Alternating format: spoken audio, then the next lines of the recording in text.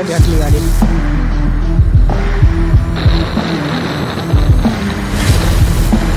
रत्नागिरी खालून 27 किलोमीटर आहे मित्रांनो।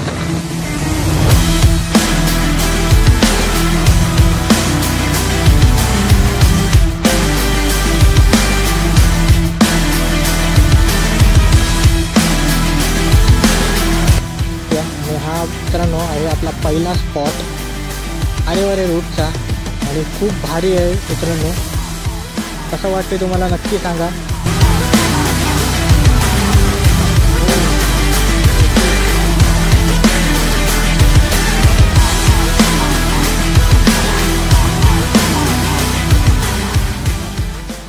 नमस्कार मित्रांनो, स्वागत आहे तुमच्या सर्वांचं तुमच्या भावाच्या या व्लॉगिंगवाल्या चॅनलवर। तर मित्रांनो आता मी रत्नागिरीत जातो आहे, सामान आणायचं आहे तर त्यासाठीच जातो आहे। आणि पाऊस थोडा थोडा चालू झाला आहे।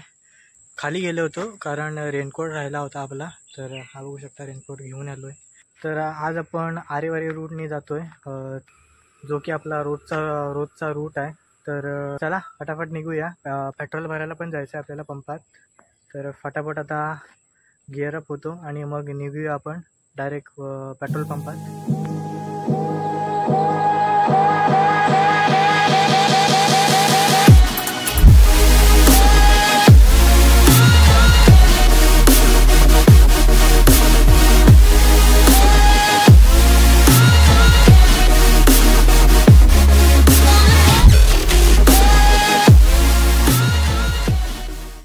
तर मित्रांनो आता आपण निघालो आहे आणि आता डायरेक्ट पेट्रोल पंपावर जायचं आहे। आणि काही गोष्टी मला शेअर करायच्या आहेत तुमच्यासोबत।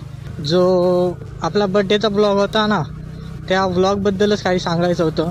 त्या ब्लॉगमध्ये तुम्हाला मी सांगितलं होतं की माझ्या बड्डेची पार्टी जी आम्ही साजरी करणार होतो ना आजीच्या गावी, तर त्या संदर्भातच मला काही थोडंसं सांगायचं आहे तुम्हाला।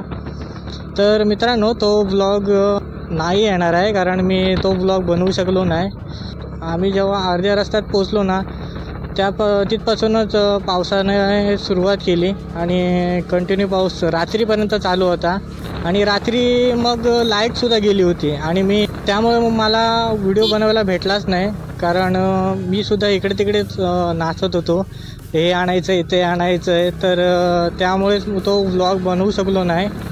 तर त्यासाठी सॉरी मित्रांनो आज आपण जातो आहे आरेवारे रूटनी आणि आज मी तुम्हाला आरेवारे रूटचे जे 3 फेमस पॉईंट आहेत ते दाखवणार आहे। ह्या मोठो ब्लॉगमध्ये तुम्हाला ते 3 स्पॉट बघायला भेटणार आहेत, तर व्हिडिओ पूर्ण बघत राहा। पावसाळी वातावरण झालं आहे मस्तपैकी। मित्रांनो तुम्हाला आवाज येतोय काय माहीत नाही, आय होप तुम्हाला आवाज येत असेल आणि व्ह्यूसुद्धा कसा येतोय तेही माहीत नाही। आता जेव्हा मी चेक करेन तेव्हाच मला समजेल। रेनकोट मी घालून ठेवला आहे मित्रांनो, कारण कधी पण पाऊस पडू शकतो मधीच, काही सांगता येत नाही। आणि आपण आता आहोत गणपतीपुळ्यात। हे बघा तळं बघा मित्रांनो। अरे बापरे, खड्ड्यात घातली गाडी। तर मित्रांनो पेट्रोल भरून झालं आहे, तर तो बघू शकता तुम्ही पेट्रोल पंप। आणि आता आपण निघणार आहोत आपल्या पहिल्या स्पॉटजवळ, तर चला निघूया। रत्नागिरी खालून 27 किलोमीटर आहे मित्रांनो। इंडिकेटरच चालत नाही मित्रांनो, इंडिकेटर बंद पडलं। पावसाचं पाणी जाऊन ना ते बंद झालं आहे, ऑपरेटच होत नाही। राईट साईडचा पण होत नाही, लेफ्ट साईडचा पण होत नाही। मित्रांनो पाऊस थांबल्यामुळे मी आता बिंदास शूट करू शकतो, कारण पाऊस जर असताना तर मला शूट करायलाच भेटलं नसतं। मित्रांनो वारा खूप जोरात आहे, विंड नॉईज येत असेल तुम्हाला तर त्यासाठी सॉरी। फोटोशूट चालला आहे, पण आता इथे थांबूया। आणि हा मित्रांनो आहे आपला पहिला स्पॉट आरेवारे रूटचा। हा तो व्ह्यू आहे, हा पहिला पॉईंट आहे। डोंगरातून हा रूट काढला गेला आहे आणि खूप भारी आहे मित्रांनो। या साईडला गणपतीपुळा आणि ह्या साईडला खाली आपला भंडारपुळा आहे। तर कसा वाटला तुम्हाला हा व्ह्यू नक्की सांगा कमेंट बॉक्समध्ये. आणि चला आता तुम्हाला पुढचा स्पॉट दाखवतो. हा मोठा ब्लॉग जास्त मोठा नाही होणार आहे, छोटाच राहील. ओ लाल परी, अरे वारे, गणपतीपुळे. या रूटला कसं आहे मित्रांनो, या रूटला डोंगर प्लस तुम्हाला समुद्र बघायला भेटणार. म्हणजे डोंगर समुद्र असं बघायला भेटणार आहे. तर खूप सुंदर असा रूट आहे हा. पावसातनं तर खूप मजा येते या रूटवर. बापरे, पोलीस होते का? इथे एक फोटो मारूया काय? हो, GT कॉन्टिनेंटल GT 650. वा वा वा वा वा. दुपारचे 2 वाजलेत मित्रांनो. काय भारी वाटते continental GT.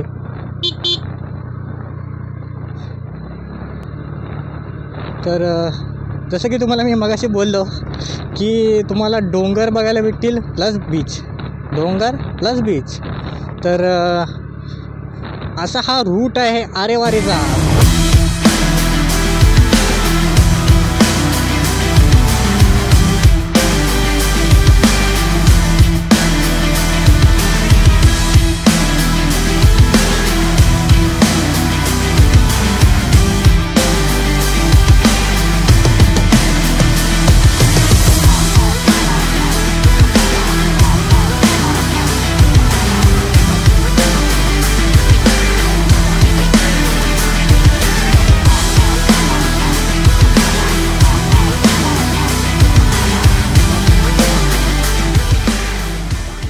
Mahalakshmi farm villa. Moto ब्लॉगिंगमध्ये सोलो राईड करण्याचा मजाच वेगळी असते मित्रांनो.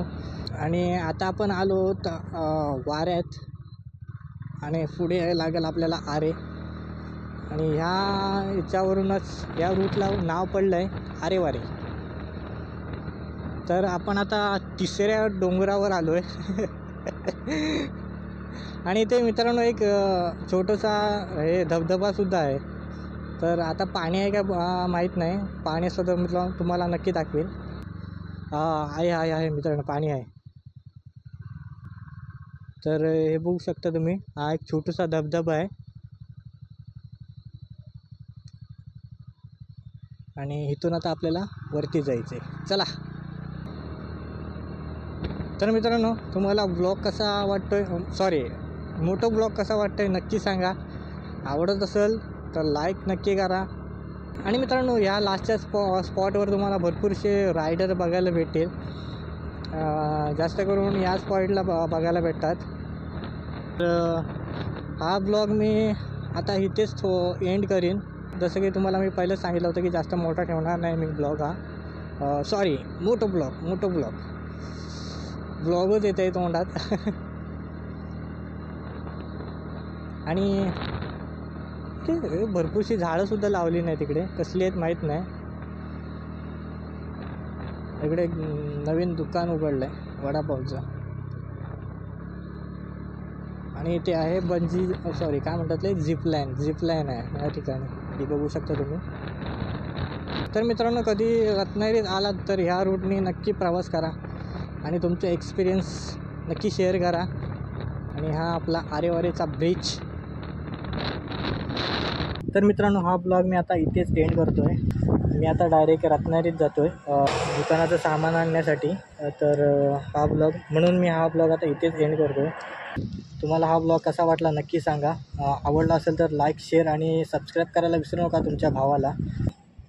मी भेटेन तुम्हाला पुढच्या ब्लॉगमध्ये. तोपर्यंत आपली काळजी घ्या आणि सुरक्षित राहा. बाय.